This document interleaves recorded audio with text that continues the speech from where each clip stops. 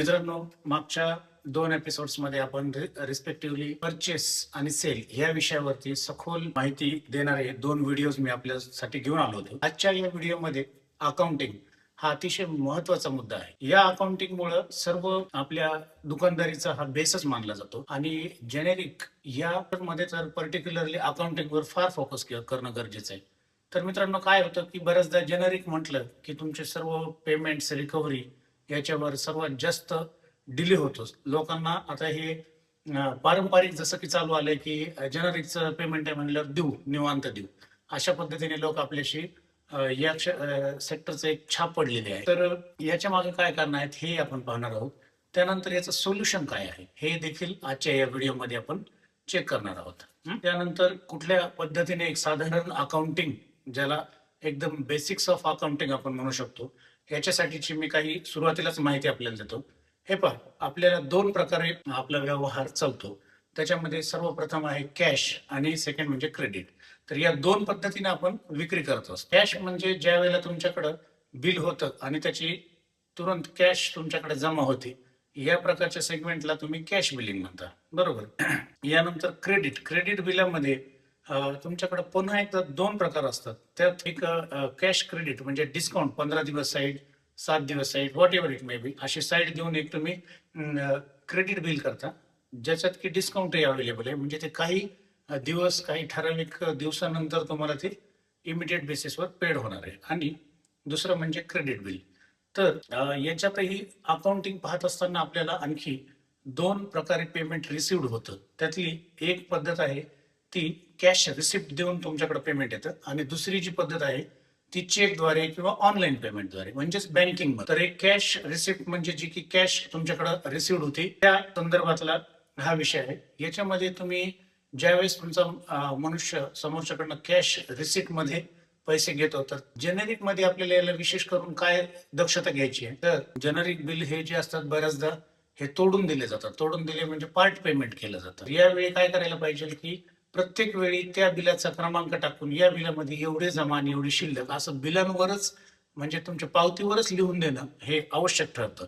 कारण याचा नंतर पुढे चालून काही याचे डिफरन्स आला, तुमच्या माणसाकडनं लिहिण्यामध्ये तिथं नाही आलं, तर कस्टमर तुम्हाला याविषयी थोडंसं आणखी डिले करण्याची शक्यता असते, बरोबर. त्यानंतर क्रेडिट बिल ज्या वेळेला होतं, तर क्रेडिट बिल तुम्ही ज्या वेळेला पेमेंट हे चेकने घेतात, त्यावेळेस चेक घेताना सुद्धा तुम्हाला काही गोष्टींची काय काळजी घ्यायची. बऱ्याचदा चेक आणताना मुलं तो चेक अनफिल्ड असतो, म्हणजे त्याच्यावर फक्त एक तर तुमच्या फर्मचं नाव लिहिलेलं असतं आणि जी अमाऊंट आहे ती अक्षरी लिहून दिलेली असते. तर ते लिहिण्याचा बऱ्याच रिटेलरकडे कंटाळा होतो, ते पूर्णतः ते चेक लिहून देत नाही. तर शक्यतो तुम्ही त्यांच्या समोरच तो लिहिण्याचा प्रयत्न करायचा किंवा त्यांच्याकडून लिहून घेण्याचा प्रयत्न करायचा. त्यामध्ये काय होतं की जर तो चेक चुकला तर पुन्हा पुढच्या व्हिजिट पर्यंत तो चेक तुमच्याकडे तसंच पडून राहणार आहे. बऱ्याचदा असं होतं की मुलं चेक न पाहता आणतात आणि ती ओनरची सिग्नेचरच त्या चेकवर नसते. तर अशा छोट्या छोट्या गोष्टींची पण काळजी तिथे घेतली पाहिजे, ज्याच्यामुळे आपल्या अकाउंटला जो इफेक्ट जाणार आहे तो कमी होऊन जाईल. यानंतर पुढचं सेगमेंट मध्ये आपण पाहणार आहोत. ओके, तर ह्या 2 पद्धतीने ज्या वेळेला तुमच्याकडं पेमेंटचं कलेक्शन होणार आहे, यानंतर तुम्ही चेक जे येतात ते तुम्हाला तुमच्या सॉफ्टवेअरला भरून घेणे, जेणेकरून तिथेही तुमची जी बँकिंग आहे त्याचं एक स्टेटमेंट निघतं आणि तुमचं जे अकाउंट आहे रिटेलरचं त्याच्या नावे ते पैसे जमा होऊ लागतात. जसं कॅशचं आहे तसंच तुमचं चेकचं सुद्धा अपडेट असणं गरजेचं आहे. जर हे अपडेट नसेल तर फ्युचरमध्ये काय होतं की मी तुमचा चेक दिलेला आहे असं म्हणून तुम्हाला, तुमच्या माणसाला आणि अल्टिमेटली तुम्हालाही पेमेंट येण्यामध्ये डिले होणार. यानंतर अकाउंटिंगच्या अजून काही गोष्टी आहेत ज्याच्यावर आपण लक्ष देणार आहे. यात सर्वात महत्वाचा फॅक्टर आहे तो म्हणजे रिकव्हरी. तर मित्रांनो, रिकव्हरी हा जसं की इथला ग्लोबलच प्रश्न असल्यासारखा आहे, स्पेसिफिकली इन जेनेरिक मेडिसिन.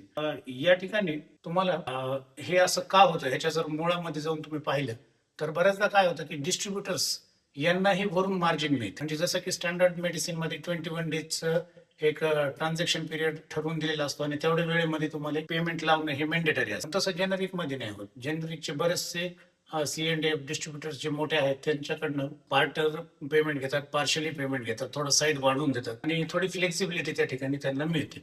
म्हणून ते काय करतात की त्यांच्याकडनं आणखी पुढं ज्या रिटेलर्सला ते सप्लाय करतात यांना देखील ते माल जो दिलेला आहे त्याच्यावर साईड भरपूर देतात.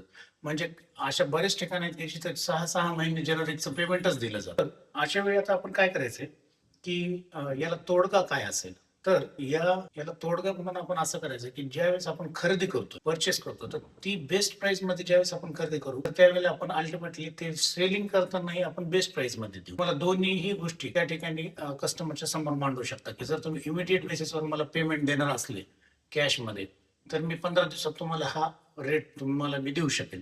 मग असं केल्यानंतर तुमची रिकव्हरी यामध्ये फास्ट होणार आहे. आणि दुसरी एक पद्धत आहे बघा, जेनरिक म्हटलं की आपण याच्यामध्ये भरपूर व्हेरिएशन व्हरायटी ठेवतो. त्याच्यात ओटीसी, जेनेरिक, काही सर्जिकलचे प्रोडक्ट्स, असं भरपूर मल्टिपल गोष्टी आपण तिथे मेंटेन करतो. तर ह्या करत असताना तुम्ही ज्यावेळेस ओटीसी प्रोडक्ट्स आहेत, जेनरिक प्रोडक्ट्स आहेत आणि सर्जिकल प्रोडक्ट्स आहेत, यांची वेगवेगळी जर सिरीज करून घेतली, म्हणजे बिलांची सिरीज ओटीसी नावानेच तुम्ही ओटीसीचे प्रोडक्ट विका. ओटीसी 1, 2, 3, 4 अशी जी सिरीज येते ती. त्यानंतर जेनेरिकची साठी जीईएन नावाची एक सिरीज करून तुम्ही जेनेरिकची सिरीज विका आणि सर्जिकलची त्याचप्रमाणे तुम्ही करून विकू शकता. ह्या सिरीजने विकल्याच्या नंतर तुम्हाला तुम्ही ज्या वेळेस आउटस्टँडिंग काढता त्यावेळेस ती सुद्धा सेपरेट आउटस्टँडिंग याची निघते. ओटीसी प्रोडक्ट जे असतात ते तुम्ही इन्स्टंट त्याचं पेमेंट घ्यायचंय पार्ट्यांकडनं. याच्यामुळे काय होणार आहे की तुमच्या ज्या जेनरिकच्या साईड असतात त्याच्यासोबत कधी कधी कस्टमर तुम्हाला तुमच्या ओटीसी प्रोडक्टचे सुद्धा पेमेंट एवढे डिले करून टाक आणि मग त्याच्यामुळे ते तुम्हाला सगळं जड होऊन जातं, मला सर्वाईव्ह होणं. तर अशा वेळी काय करायचंय की तुम्ही ओटीसी प्रोडक्टची सेपरेट सिरीज करून त्याला विक्री करायची. जेनरिकचंही असं करताना तुम्ही त्याला अबाव 60 डेज जी काही तुमची साईड आहे त्या पद्धतीनेच तुम्ही त्या सिरीजला एक लॉक करून ठेवायचंय. आणि ॲज पर सर्जिकललाही तुम्ही 45 डेज टू 60 डेज या पद्धतीने एक लॉक करून ठेवू शकता पार्टीसाठी. ओके. यानंतर येतं की बऱ्याचदा तुमच्याकडे पेमेंट येतं, युपीआयनं पेमेंट येतं वेगवेगळ्या पद्धतीने, फोन पे, गुगल पे, आता भरपूर त्याच्यामध्ये पद्धती आलेल्या आहेत. तर अशा वेळी काय होतं की कस्टमर फोन पेच्या नॅरेशन मध्ये जे खाली तुम्हाला दिलेलं असतं की तुम्ही हे पेमेंट कशासाठी करताय, एक 2 ओळीमध्ये तुम्ही तिथे लिहू शकता. तर त्या ठिकाणी कस्टमर त्याचं मेडिकलचं नाव किंवा त्याचं बिल नंबर असं न टाकता तो पेमेंट थेट तुमचं सोडतो. बऱ्याचदा तो तुम्हाला स्क्रीनशॉट पाठवतो, परंतु वेळेअभावी कधी कधी तुम्ही ते पाहू शकले नाही किंवा ज्यावेळेस तुम्ही बँक फिडिंग करताय त्यावेळेला जर ते तुमच्या निदर्शनात आलं नाही, तर तशा वेळेला ह्या पेमेंटचं कसं करायचं, तर हे पेमेंट्स आपण साधारण काय करतो, सस्पेक्टेड अकाउंटला जाऊन भरून ठेवतो. पण ज्या वेळेला तुमच्या असं लक्षात येईल, कारण काय होतं की सस्पेक्टेड अकाउंट हे खूप दिवस वाढत जातं, याच्यामध्ये पार्ट्या ऍड होत जातात. तर असं न करता ज्या ज्या पार्ट्यांचं तुम्हाला लक्षात आले की या पार्ट्या तुमच्याकडनं ज्यावेळेस पेमेंट तुम्हाला ट्रान्झॅक्ट करतायत आणि त्यावेळेला या पार्ट्या त्यांचं कुठलंही खाली मेन्शन करत नाहीत, तर तुम्ही पर्सनली त्यांना कॉलद्वारे किंवा तुमच्या माणसाद्वारे निरोप करून तुम्ही या सस्पेक्टेड अकाउंटला तुमचं कमीत कमी जे आहे नोंदी होतील याची तुम्हाला काळजी घ्यायची. तर आपण आजच्या व्हिडिओमध्ये पाहिलं की आपल्याकडं ट्रान्झॅक्शन हे 2 प्रकारे होतं, कॅश आणि क्रेडिट. क्रेडिटमध्ये कॅश आणि चेक या 2 प्रकारे.